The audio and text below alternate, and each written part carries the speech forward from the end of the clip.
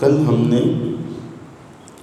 مدینہ طیبہ کی فضیلت کے حوالے سے ایک حدیث پڑھی تھی۔ امام مسلم نے پورا ایک چیپٹر جو ہے، پورا ایک باب ہے، باب فضل المدینہ، مدینہ طیبہ کی فضیلت کے بیان میں، ودعاء النبی صلی اللہ علیہ وسلم فیہا بالبرکہ، اور رسول اللہ صلی اللہ علیہ وسلم نے جو برکت کی دعا مدینہ طیبہ کے لیے مانگی اس کے حوالے سے، اور مدینہ طیبہ کی حرمت کے حوالے سے، اس کے شکار کی حرمت کے حوالے سے، اور اس کی حدود کے حوالے سے۔ اس میں جو پہلی حدیث حضرت امام مسلم رحمہ اللہ لے کر آئے وہ حضرت عبداللہ بن زید بن عاصم رضی اللہ تعالی عنہ سے ہے۔ فرماتے ہیں کہ رسول اللہ صلی اللہ علیہ وآلہ وبارک وسلم نے ارشاد فرمایا ان ابراہیم حرم مکہ ودعا لأہلہا۔ قرآن کریم میں پہلے پارے کے آخر میں بڑی تفصیل سے یہ بیان ملتا ہے، یہ واقعہ موجود ہے۔ فرمایا کہ ابراہیم علیہ الصلاۃ والتسلیم نے مکہ معظمہ کو حرم بنایا اور مکہ والوں کے لیے دعا کی۔ آپ سارے جانتے ہیں کہ اے اللہ ورزق اہلہ من الثمرات من آمن باللہ، کہ ان میں سے جو اللہ پر ایمان رکھتا ہو، یوم آخر پر ایمان رکھتا ہو، اس کو روزی عطا فرما، اس کے رہنے والوں کو پھلوں سے روزی عطا فرما۔ فرمایا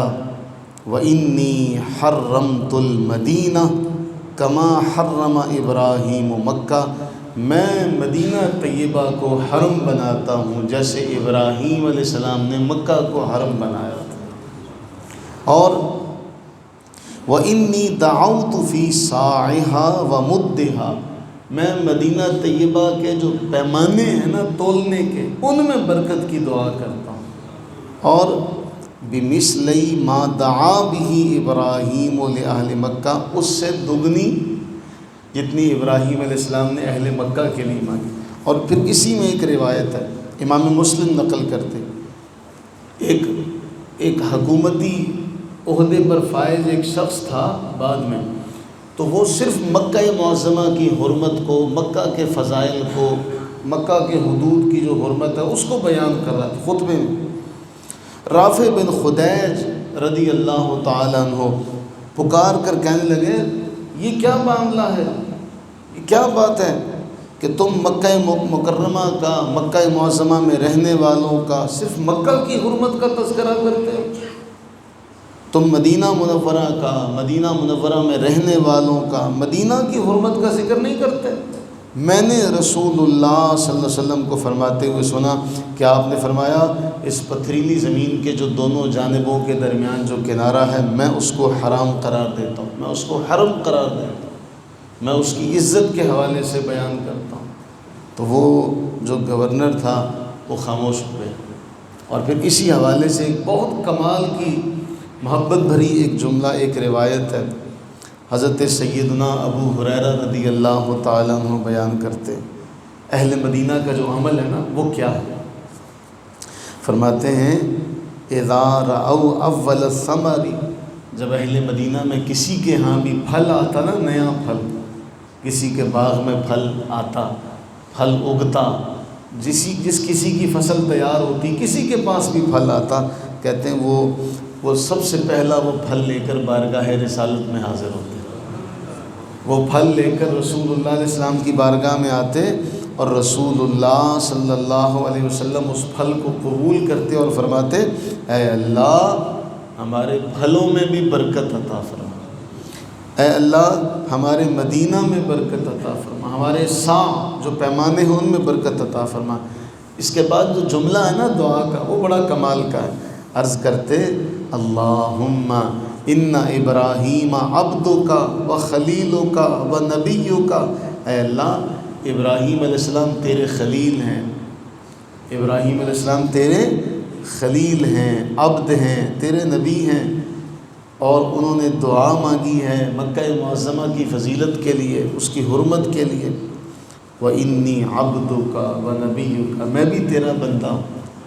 میں بھی تیرا نبی ہوں۔ وَإِنَّهُ دَعَاكَ لِمَكَّةَ، انہوں نے مکہ کے لیے مانگی، وَإِنِّي أَدْعُوكَ لِلْمَدِينَةِ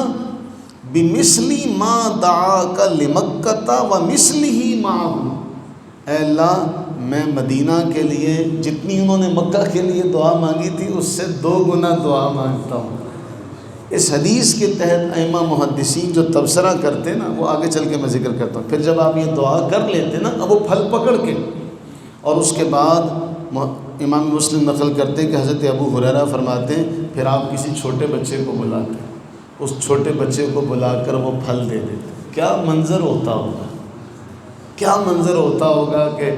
پھل کسی کے ہاں آتا ہوگا باغ میں، تو وہ پھل لے کر رسول اللہ علیہ السلام کی بارگاہ میں پہنچتا ہوگا، اور پھر دیکھا دیکھی یہ سارے معاملے۔ اور پھر اگلی روایت میں امام مسلم نقل کیا کہ جو اس موقع پر بچے بھی موجود ہوتے تھے، تو ان میں سے جو سب سے چھوٹا بچہ ہوتا رسول اللہ صلی اللہ علیہ وسلم اس بچے کو وہ پھل دیتے۔ علامہ غلام رسول سعیدی رحمہ اللہ نے اس پر تبصرہ کیا، اور اس پر تبصرہ کرتے ہوئے علامہ غلام رسول سعیدی فرماتے ہیں ایک بڑی اہم بات، کہتے ہیں اس بات میں پڑھنا کہ مکہ افضل ہے یا مدینہ افضل ہے، اس بحث میں نہ پڑھا جائے۔ ایک جملہ کہتے ہیں ان احادیث کے پیش نظر، یہ جو ابھی ہم نے پڑھی ہے کہ اللہ کے نبی علیہ السلام نے دعا مانگی، اے اللہ ابراہیم علیہ السلام نے مکہ کے لیے دعا مانگی، میں مدینہ طیبہ کے لیے جو دعا انہوں نے مانگی تھی اس سے دگنی دعا مانگتا ہوں۔ علامہ غلام رسول سعیدی رحمہ اللہ فرماتے ہیں کچھ بھی نہ ہو، خیر و برکات، کیا خیر و برکات، اجر و ثواب مدینہ میں مکہ سے زیادہ ہے، اس دعا کی وجہ سے، کیونکہ رسول اللہ علیہ السلام نے دعا مانگی کہ اور یہ تو ہو نہیں سکتا کہ دعا قبول نہ ہو، یہ تو ہو نہیں سکتا۔ پھر سب سے کمال کا جو آخر میں جو تبصرہ ہے نا، وہ درویش لاہوری حضرت علامہ اقبال رحمہ اللہ کا ایک شعر نقل کرتے ہیں ساری بحث کے آخر میں، کہتے ہیں کہ علامہ اقبال رحمہ اللہ نے فرمایا تو فرمودی رہ بتہا گفتیم، تو فرمودی رہ بتہا گفتیم وگرنہ جز تو مارا منزل نیست۔ اے اللہ کے نبی صلی اللہ علیہ وسلم، آپ نے فرمایا تو ہم عمرہ کرنے جاتے ہیں، آپ نے فرمایا تو ہم حج کرنے جاتے ہیں، وگرنہ ہمارا تو آپ کے سوا ٹھکانہ ہی کوئی نہیں، وگرنہ جز تو مارا منزل نیست، ورنہ ہمارا تو آپ کے علاوہ کوئی ہے ہی نہیں۔ آپ نے کہا وہاں جا تو ہم وہاں چلے گئے، آپ کے کہنے پر وہاں گئے۔ وہ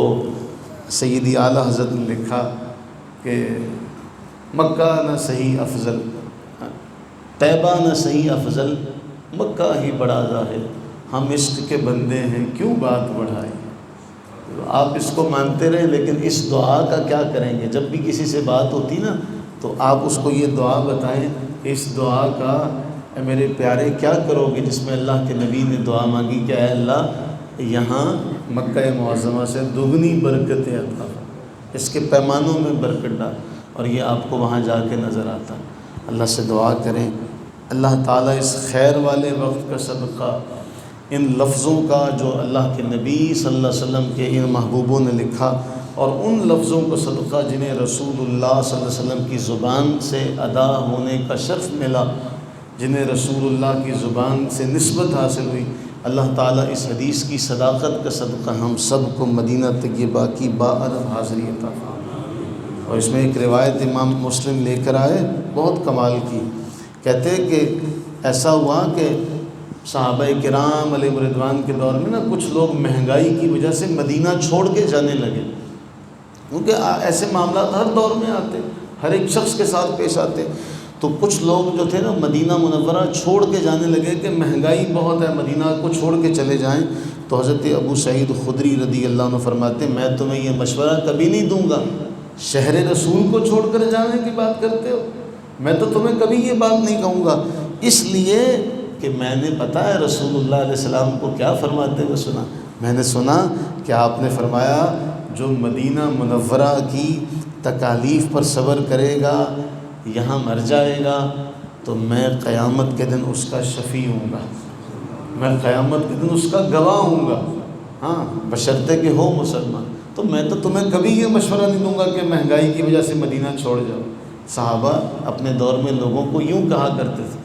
کہ یہ چھوڑ کے نہ جانا، یہیں رہنا، اس لیے کہ یہاں فوت ہونے والے کو نبی صلی اللہ علیہ وسلم کی شفاعت ملے گی، آپ کی گواہی نصیب ہوگی۔